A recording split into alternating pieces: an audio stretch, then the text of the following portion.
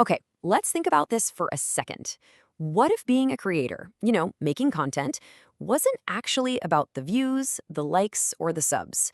Today, we're diving into a really radical idea that completely flips the script on a creator's purpose. It suggests it's something way, way bigger, like shaping the future of humanity itself. So that really brings us to the core question, right? What is a creator's real responsibility? Is it just about chasing metrics, getting those views, building a huge audience? Well, according to the philosophy we're digging into today, the answer is a hard no. It points to a much, much deeper responsibility, something like making a real, lasting contribution to where we're all headed as a species. All right, so let's get into our first section. What is a creator's true purpose? The whole idea here is that we've got to shift our thinking, move away from just what's in it for me, and start focusing on a much bigger collective goal. And man, this quote from our source material just nails it. We're not doing this to get views. We must create a program that can contribute to the common good of humanity. See? It's not about business, it's a duty. The goal isn't to go viral. It's to build what they call a program, a whole new blueprint for living and thinking that can actually help everybody. So think about it like this, and this is where it gets really interesting. Your work as a creator is basically a form of research. Yeah, research for society's future. Every video, every post, every new idea, it's like a piece of data being fed into this giant collective research project. And what's the goal of this project? To figure out the absolute best path forward for all of us. Okay, so that's the big idea. Now let's see how this philosophy gets applied to a specific country. The source we're looking at points to what it calls Korea's cultural homework, basically this huge historical opportunity that was missed. And this slide really breaks down the problem. On one hand, you have the way things were. A tiny group of elites, artists, scholars, they were the ones in charge of making works. But on the other hand, you have the ideal system. The source argues that the entire nation, every single person, should have been creating and shaping the culture. It shouldn't have been a job for a select few. And the sheer scale of this is, wow, millions. We're talking about millions of people whose only job, culturally speaking, was to just support that small group of elites. Imagine all that creative energy, all that potential for research and development just sitting on the sidelines. It's a huge, untapped resource. So, here's the bottom line from the source's perspective. This wasn't just a missed opportunity. It was a national failure. A failure to create the important works, the new ideas, that weren't just for Korea but were needed by all of humanity.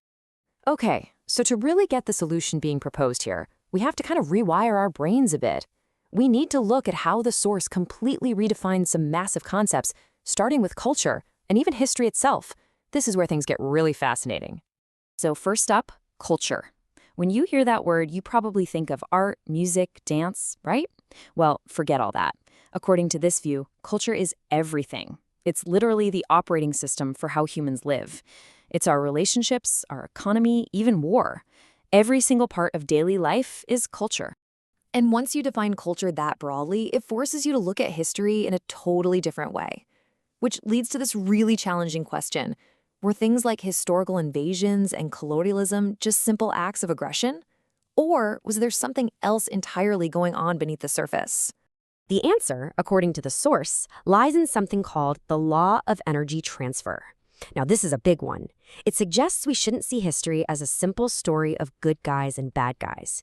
Instead, we should see it as an almost physical process, a natural flow of energy, cultural energy, from one place to another. All right, let's walk through how this is supposed to work. Step one is the impulse. You have a nation with advanced cultural energy, better tech, new ideas. The source says this energy has a natural drive to spread. But then, step two, conflict. The nation that's supposed to receive this energy resists. They see it as an invasion and shut their borders. Well, according to this law, that transfer has to happen. It's a natural force. And that leads to step three, a forced exchange. And that's what we look back on and call an invasion or colonialism.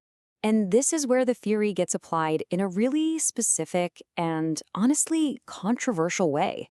The source says the more than 1,000 invasions in Korea's 5,000-year history were attempts at cultural exchange that were blocked.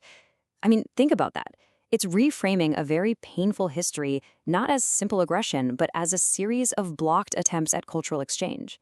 That is a really radical take. So we've got the diagnosis, the missed homework, and this new way of looking at history. That brings us to our final section, a new global mission. This is the prescription, the vision for how to fix those past mistakes and basically lead the world into a new chapter. So what is this new role for Korea? Well, it's essentially to become a global research institute for all of humanity, like a giant R&D lab. The job is to research all aspects of culture, remember that super broad definition, and then create the correct culture, a perfected model. And the final step, share that perfected culture with everyone. And get this, there's even a timeline for it.